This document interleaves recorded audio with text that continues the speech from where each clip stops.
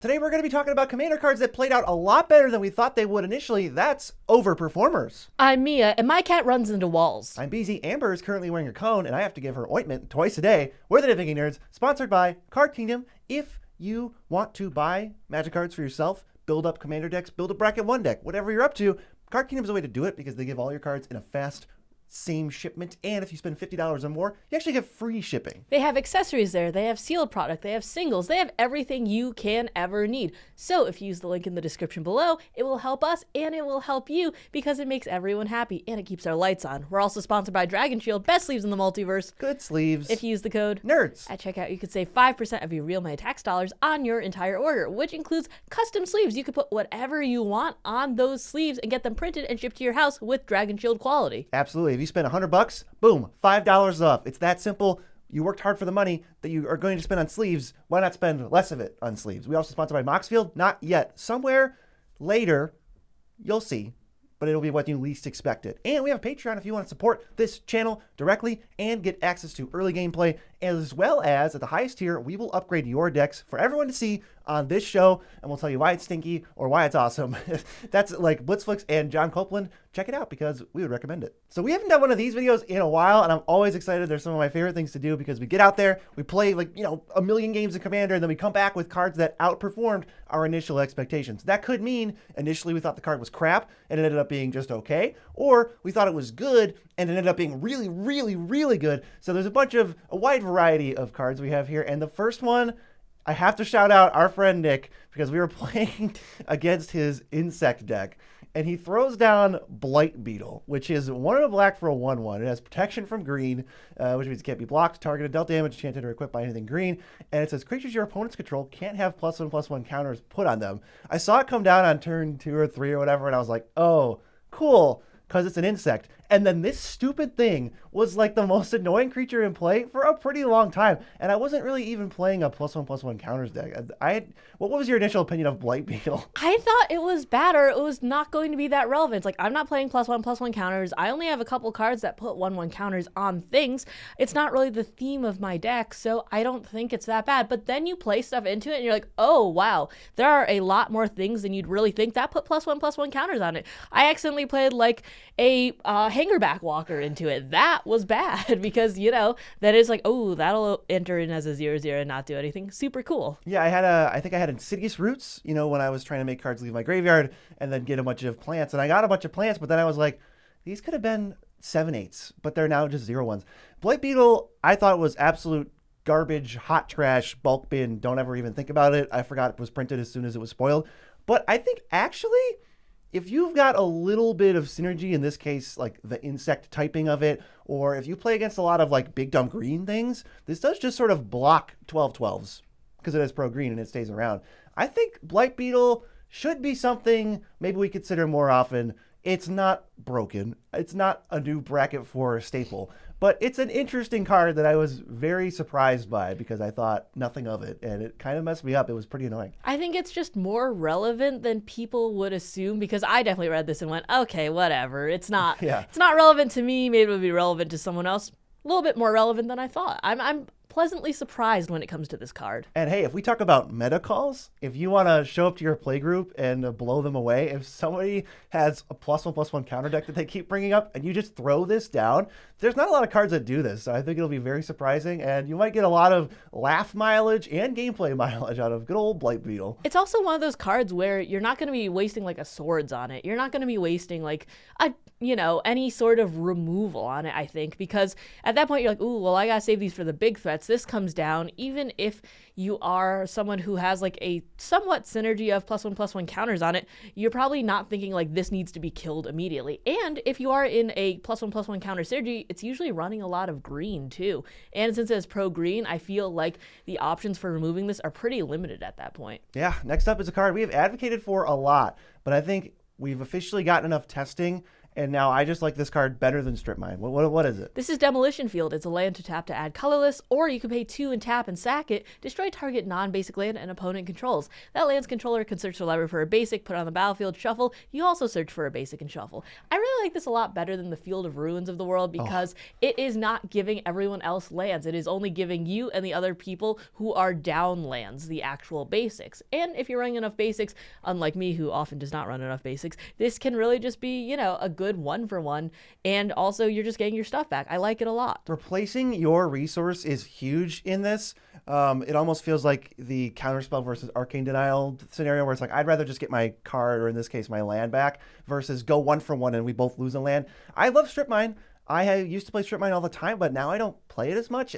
I think it's still a very useful tool for getting rid of lands, but it's not something you can fire off for the first like 5 or 6 turns of the game, because going down a land is so bad for you, even if you're hitting like a Nykthos or something. So I think with this, I'm happy to spend essentially what is 2 mana, because you're going to get one of it back untapped, to blow up something really critical before they can use it, before it's turn 8 and they've already made 12,000 mana with Cabal Coffers. I love Demolition Field. It's so good. I did have a game come up yesterday too where I blew up somebody's Inventors Fair and they just didn't have a basic, so that felt great. I really want to be playing this more. I should be putting this in my Euro deck where I'm just hitting land drop after land drop. I don't have it in there, and seems like a very good place to be putting it, whether it is recurred or you're just able to get landfall triggers. I have Scoot Swarm in there. Yeah. You know, I have ways to, you know, Islands Matter when I have things like Walk the Aeons in there. It's just really important to be able to hit all those land drops, and if you can hit them multiple times or get this back, it can be a really good hit in those decks. That's also true. Strip Mine is a classic landfall card, and I don't think you should cut Strip Mine for Demolition Field all the time. I think a lot of decks can do that, but like landfall, probably should play both. But Demolition Fields, you play it, trigger landfall, crack it, and then get another land to trigger landfall again. I think it's really good. And when you start doing things like maybe your lands make extra mana, now it feels like free to do it. You're only tapping one land and you get a land back, so you're like, what am I even giving up? Demolition Field, it's starting to feel like an auto-include in every 1 and 2 color deck. And then it's not the worst in 3 color because you can still crack it to go get a colored mana. It's almost like a Terramorphic Expanse plus some other stuff. I think when it comes to land destruction, it's often a very taboo topic. I mean, we're not Armageddoning people because that's not really a win con at all. But when it comes to what, like, you know, targeted land removal, I think it's completely necessary. Sure, we're not running Guy's Cradles everywhere or Sarah's Sanctums in every place that can run it, but there are very scary lands, whether that's Nykthos in 3 Tree City or Phyrexian Tower where you're sacking something to get the win and you can't really respond to that sacrifice, or just things that are ramping you way faster than others, or just utility lands. I think having at least one way to destroy lands, whether that's in your land slot like Demo Field or it just says destroy a permanent, is really important to keep you in the game. Yeah, and if you're out there playing all these problematic lands, you know, Cabal Coffers, Nykthos, Field of the Dead, I love spamming Field of the Dead, and I'll take out full advantage of all the stupid tutus I get. But I try not to be upset when I play lands that demand answers and then they're answered. But I think Demolition Field even goes a step above Strip Mine in terms of like fun had. Because if I fire off Strip Mine turn 3 or 4 on your Nykthos, you might miss a land drop and you might get stumble and fall out of the game. But Demolition Field is like, you cannot be mad. I'm telling you right now, you cannot be mad if somebody Demolition Fields your dumb land and then you get to go get a land in to replace it with that is just a normal forest or whatever land you get. I think it is like the most fair way to answer a land that is still proactive and still makes you want to do it, you know? Yeah, I think there's a lot less feels bad when it is a 1-for-1 land. It's like, oh no, you got rid of my land that taps for 7 and now it only taps for 1. Like, I think that is still good, especially since you aren't forced to like not get those pips or something if you really need them. Yeah, if I demo field somebody and they complain about it, I'm going to hit them with this remark. Come on. I want to hit them with the, come on, please. What is next, Mia? The next one is High Society Hunter, 3/black for a 5/3 flyer with, when this creature attacks, you could sack another creature. If you do, you put a 1/1 counter on it. When another non-token creature dies, you draw a card. Importantly, this is also a vampire because I've been playing this in Edgar. Vampires, I feel like, sometimes have a lot of trouble drawing cards because, you know, the kindred types really do, because you don't want to be playing like sorceries to draw cards because that's not a creature type and that really helps with your deck. But this is one of them, and if you you have a lot of things that you can sack, I play Phyrexian Tower in there, so I can sack those for mana, the non-token like 1/1s or something, and then get cards from it and also get mana from it. This has been very, very good in those decks. Yeah, I think we had this in our top 10 foundations, but it has played out better than we initially thought. And you've slotted into one deck, and I've already slotted into two decks. And I think the way we play Magic, and maybe the way some of you play Magic because you watch our show, is I love 3-for-1s. I love a Curse Marauder. This card is ridiculous with any of that stuff. If you fire off a Flare of Malice, the turn you cast High Society Hunter, they all sack their biggest thing, and you draw 3 cards. A Curse Marauder, everybody sacks a non-token. You draw 4 cards. This thing is also just like a chunky flyer that fuels itself. So even if you don't have a sack outlet, which I highly recommend playing alongside this, you go, all right, attack for 6 in the air, sack a thing, draw a card. This card has been fantastic. It's been a stellar budget card. I think I would recommend this to almost anyone playing on a budget.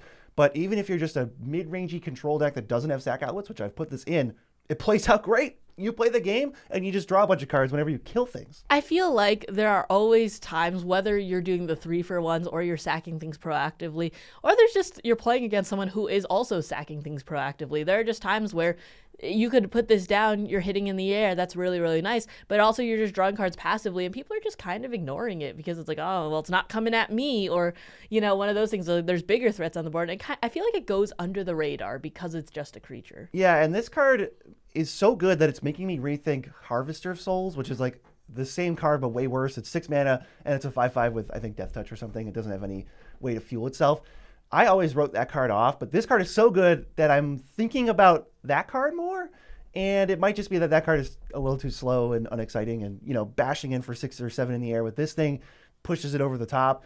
But maybe I'll try out Harvester of Souls. But that is only because High Society Hunter has been absolutely phenomenal. I'm really excited to put this in more decks. I love the fact that it's budget. I love the fact that it'll be around for a while, too, because of Foundations. It'll stay at that budgety level for a very long time. Yeah, I feel like it's going to be a budget bomb forever. Next up is a card I don't think we've ever talked about in the 7 or 8 years this channel has been running. And I played it for the first time, and I was like, wow, I want to draw this card every game. It's Blood Pet, black for a 1/1, and you just sacrifice this creature, add a black. It's just a little weird, dinky ritual. And I had built together a Minthara deck that really wants to play her on turn 3 or 4 while also having triggered Revolt or something. And these like weird little ritual guys, I tried them out and I was like, this deck, at least this particular one, wants to draw these every time. They're some of the best cards we can have early. And I think if your commander has some sort of like immediate trigger or really wants to do X a turn sooner or draws cards, especially, that's the big thing. If your commander draws cards, and you've got these High Society Hunters in your deck or other things running around, Blood Pet is actually something you should probably consider that might not be on your radar because it played pretty good, and I thought it was trash. Being able to get that instant mana on like turn 2 or something if you really need it, even on that turn if you want to get a death trigger and a mana to go play something else, is really awesome. You don't need to wait for that. The fact that you could just sack itself is awesome. And I have been very impressed just being able to power out something a turn sooner with creature synergies. I think that's pretty scary in a lot of decks. And this is an affordable card. This is a little tiny ritual you could put in basically any black deck. And the thing that I worry about with this card when I read it is like, okay, cool, it's really good on turn 1, 2, or 3, but if you draw it late game, it's trash. Or, like a Dark Ritual on turn 25 is not that good. But with Blood Pet, being a creature, if you play High Society Hunter, Grim Horospex, Midnight Reaper, any of that nonsense, you draw this in the late game, and it is literally 0 mana, trigger death stuff, and then draw a card and replace itself. So actually, way more useful than, I don't know, a Cabal Ritual in the late game when you don't need the mana and you just want to get rid of it. This actually cycles in a lot of those black decks. I mean, I think this is going to be awesome, especially if you can recur it. I mean, if you are playing like Carador, for instance, this would be kind of awesome to get back. Store up your mana for later turns. Yeah, or just get those entering and dies triggers because it can kind of fuel itself. I really do like this card a lot. Yeah, Blood Pet is pretty sweet. I love our Overperformers list this time because we just got some weirdo cards. They're all sweet. The next one is a card that I've been playing more. It's K9 Mark 1. This is from Doctor Who. Blue for a 1/1. As long as it's untapped, other legendary creatures you control have ward 1. You can pay 1 blue and tap it. Target legendary creature can't be blocked this turn. Doctor's Companion and whatever.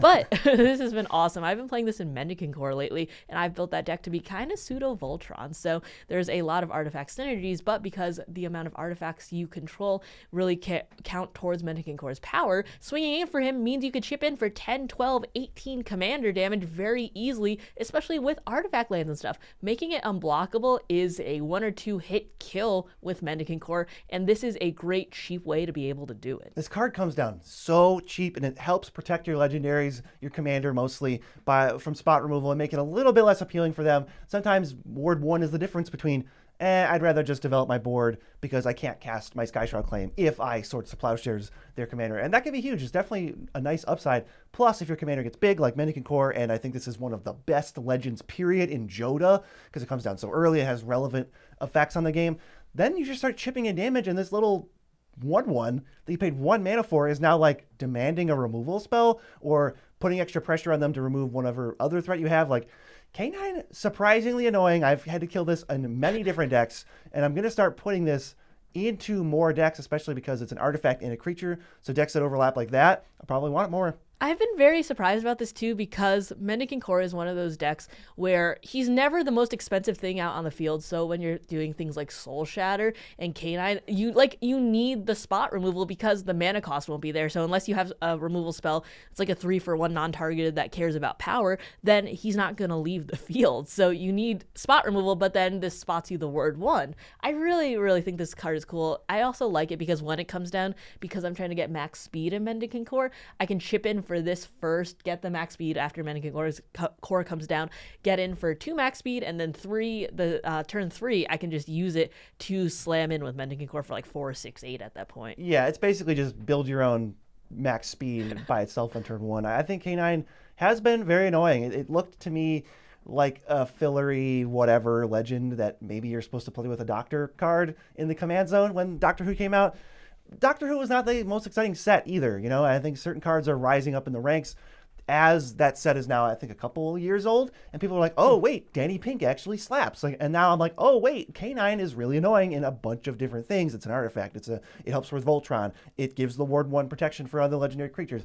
K9 just does enough stuff on a 1/1 for 1. I'm happy. A second 1/1 for 1 on our list. He's just adorable too. He's a little robot dog. And if you've heard him in the show, he's just like negative. He's just got that weird voice. It's so funny. I love him. The next one is another vampire in the list. It's Vampire Gorman, also from Foundations. 1 in a block for a 2/2. When this creature attacks, you can sack another creature. If you do, draw a card, and this creature can't be blocked this turn. Also awesome. I really like this because, I've had trouble drawing cards in vampires prior, but because this doesn't specify non-token creature, you could just sack one of the vampire tokens, and that just chips in for a little, and then also getting you a card. I really love this coming down on turn 2. Because of Edgar, it fuels itself too. Foundations Vampires, they just had it. They just got it right. They're just apparently the perfectly designed cards. This is another card that I think you need to start playing in your budget black builds that care about, obviously having like redundant creatures to sacrifice. Vampire Gormon's been good. I have it in a budget deck. You have it in a non-budget deck, and it just sort of has been a solid workhorse. Turn 2, it feels really good. You just start chipping in, and the fact that it's unblockable, it almost just says tap, sacrifice a creature, draw a card, and somebody takes 2 damage. That could be good for maybe taking the initiative or the Monarch, but that's what it boils down to. I've loved it. I think it's a totally solid little guy.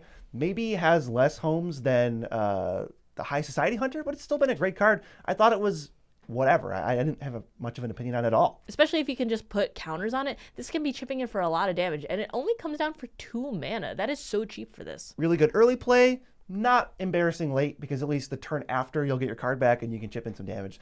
Next up is a card that I put in as sort of a meme because I love Price of Progress effects.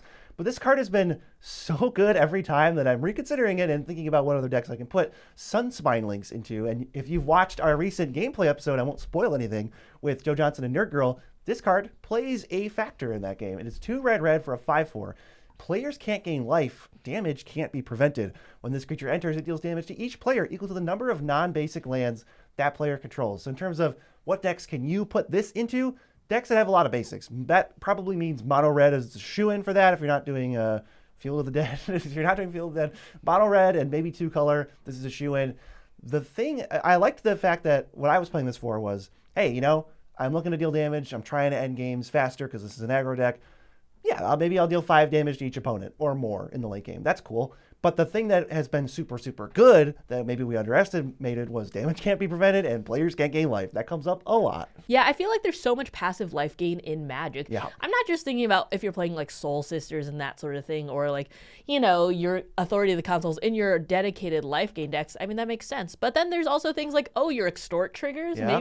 Maybe you just have a Blindo in your deck because you want to stall out the game a little. Those Extort triggers really start to add up. Great henge. Yeah, or just lifelink creatures in general. It is just so relevant when this thing hits you for a bunch. I love playing non-basics, as you guys may know, and it does like to chip at me for at least 4 to 7 damage every time this comes down. But not only because of that, I can't gain it back until I answer this threat. Right, so you're going to play Sunspine Links, make a big attack that turn, get some stuff going. They're super low. Now they have to answer Sunspine Links, but they're like also like worried about maybe attacking back because there's other people and the crackback might be tough. Sunspine Links, I love it. I am so much higher on this card than I used to be. It, to me, feels like the perfect answer to hour-and-a-half games. Like, you're going to play this, and you're going to gain 6 life, and you don't, let me fog that real quick, Nope. No fogs, no life gain. We are playing limited Magic. Your creatures matter. Power toughness, baby. Let's go. I also think this is very funny because it just turns Swords into just an exile, just a straight exile. That's true. It does buff Swords to Plowshares if you're also playing that, or if someone plays it on you. So that's my links. It's been a great card. If you are sick of playing games that seem to have a very interesting first 7 turns and then peter out into like a half hour of misery, play these types of cards. Price of Progress too. That'll end games real quick too. I've died to that multiple times in the last, month or something, or at least it has chipped me down to the point where I was like, my life would be so much better in this game if it was not due to insert Price of Progress effect here. Yeah, these cards, they do work. Please play them. The next card has been an all-star in Uro. It's Colossal Sky Turtle, 4 green, green, blue for a 6/5 flying ward 2, but you can channel it for 2 and a green to discard it, return target card from your graveyard to your hand, or channel it for 1 and a blue, discard it, return target creature to its owner's hand. I'm never playing it for its gigantic creature cost, but it's nice to have that option if you want. But if you have a lot of recursion like I do, or if you have a lot of EWIT type effects, or if it really matters that things are in your graveyard, being able to get things back from graveyard to hand, or being able to bounce things for very cheaply, and it's very hard to respond to these channel type effects, is awesome. I love being able to fire this off early if I really need to. Something really important went to graveyard, I get it back. I also have fuel for Uro because that is one more thing that I can use to escape him. Yeah, this is like the weirdest charm ever printed. It's got 3 modes, but it's like Big Turtle, Regrowth, or Unsummon.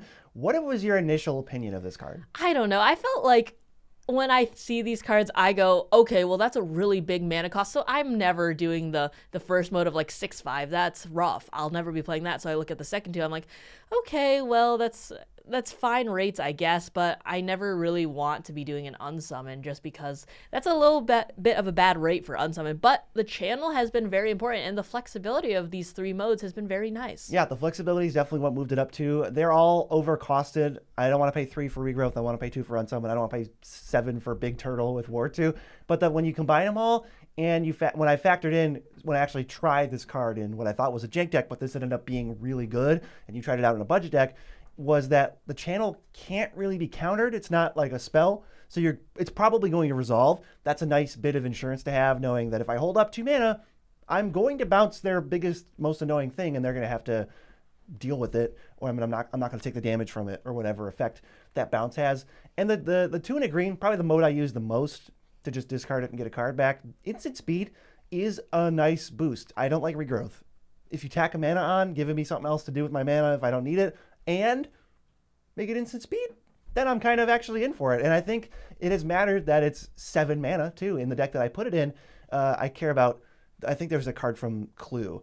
It's that black-green insect that's like, when you exile a card from your graveyard, it cares about mana value. Cool. Now all the stuff that cares about big mana value, like of spells that you cast or in your graveyard, that gives you another little thing. Maybe this triggers up the Beanstalk late game. Cool. Maybe you get a 7/7 insect because this costs 7 in your graveyard. So there's other stuff going on with Sky Turtle. It's also an enchantment, actually, which reminds me that I did put this in my Enchantress deck because it's an enchantment, and you maybe are going to get it back with the Replenish in the late game, and it's just a nice thing to have because now that I remember, Yeah, this card's great in my Enchantress deck. It's just so flexible. I really like this because maybe you care about how many creatures are in your graveyard. Maybe you care about having flexibility like we do. Maybe you care about Enchantress. I like the fact that it does all of this.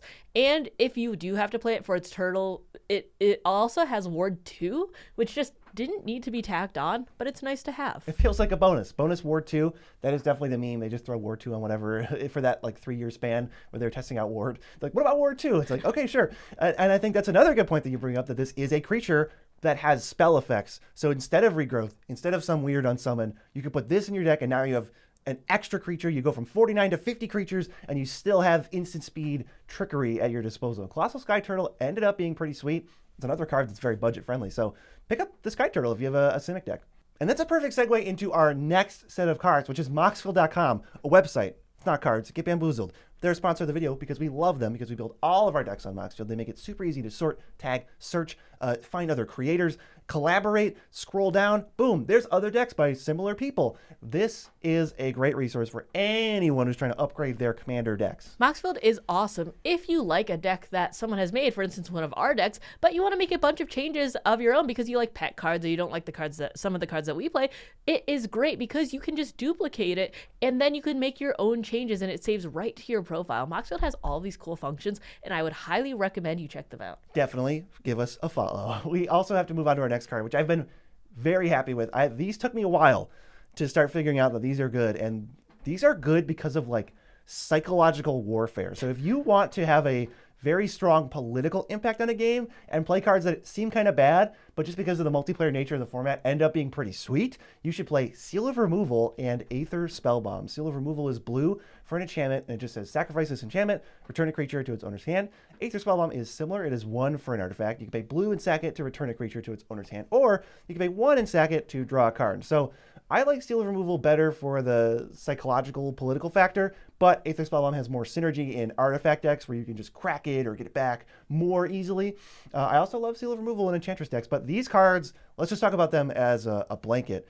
They come down, and rather than you playing some instant that bounces a creature and going, cool, I waited until the last possible moment, they committed some resource to attacking me, I bounced it, feels good.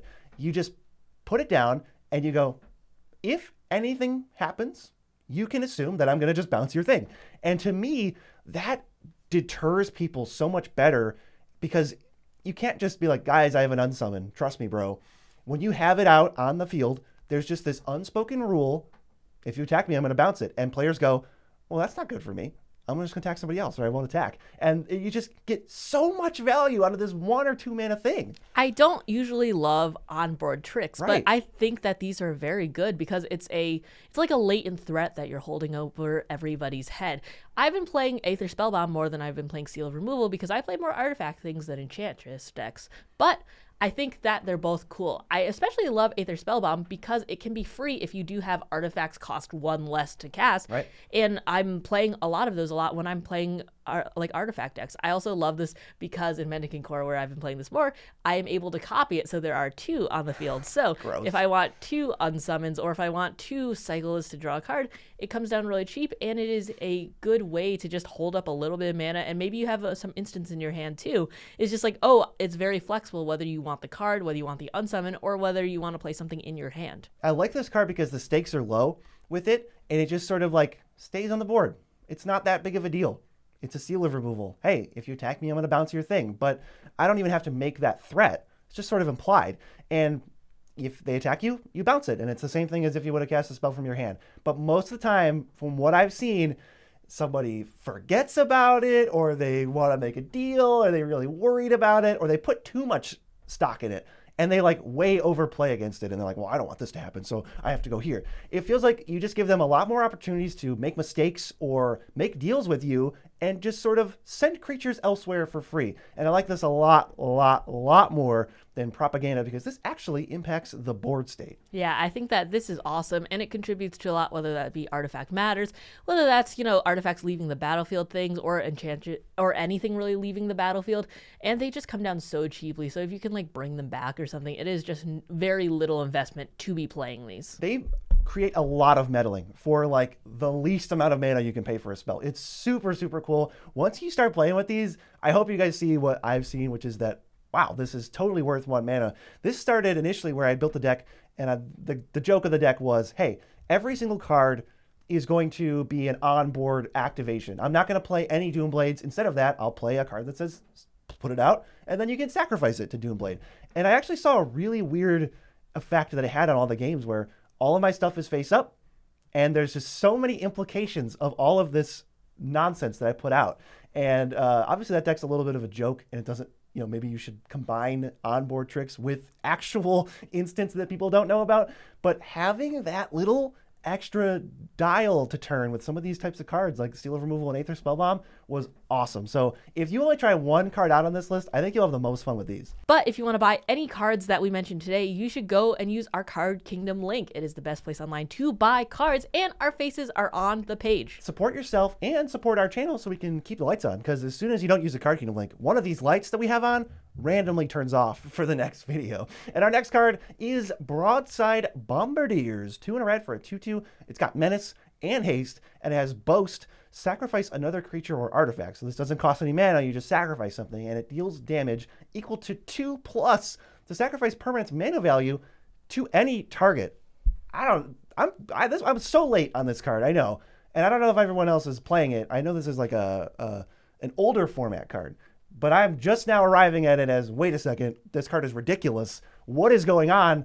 This is just Doomblade on a stick every turn, and you can even go face if you need to. I definitely chalk this up as a 1v1 card because Right. it was making waves in other formats that weren't Commander, and because of the fact that it's only 2, it's a 2/2 with Menace, and usually that's not enough punchies for us to really matter. But because it has Haste, you can sack something immediately, and I feel like we have a lot of flexibility in Commander. This would rock in like a Dargo deck, for instance. Oh my god, this is ridiculous with Dargo. You can just start 9ing people every turn if that's one of your commanders. But even if we have a totally reasonable board state, you play like an Ichor Wellspring on turn 2, and then you play this. First of all, and on turn 3, you're getting through on anybody. Nobody's got double blocks for this that they're also willing to throw away for that. But even if they do, you have an Ichor Wellspring. Throw 4 damage at their best creature, kill the best thing in play, chip in. Now the Bombardier survives another day. And you drew a card off the Ichor Wellspring in this case. It just throws anything. Even a Lotus Petal still deals 2 damage because for whatever reason, Bombardier just adds 2 to whatever you sacrifice. Now you can only boast once per turn, but I have found this card to be like ridiculous. Like it feels kind of like Grim Hireling, where you're just like, wait, what? I just get to do everything? It's just really obnoxious, too, because not only can you sack creatures, you can also sack artifacts for some reason. I don't really think that needed to be tacked on, but it's so good because of it. It's like, oh, you have a map token lying around because of Get Lost or something. I'll sack that and deal 2 to something just because I attacked. Obnoxious. Yeah, tokens still cash in for damage, even though they have no mana values, because we just add 2. Bombardiers, when you play it, you're almost guaranteed to get a 1-for-1 off of it, plus you chip in for some damage, and then it just stays around every turn. You got to kill Bombardiers eventually. The more it stays around, the more X for 1 I'm going to get out of my spell.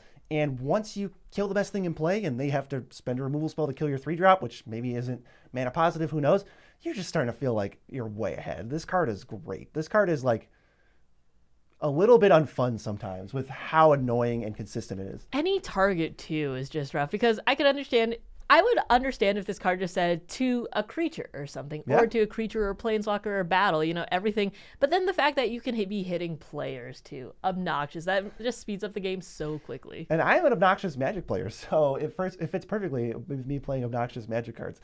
I definitely love the comparison to Grim Hireling. It's not like they do the same thing, but when I read Grim Hireling, I'm like, wait, I get 2 treasures? Why? Wait, I can sacrifice treasures? Why? And this is just 2+ haste? All right, I can go face on this. Yeah, try Broadside Bombardiers, and as soon as you untap with it, you'll feel like, wait, this was only 3 mana. This is great. But if you want to see some of these cards in action, including the links, you should check out our new gameplay episode right about here.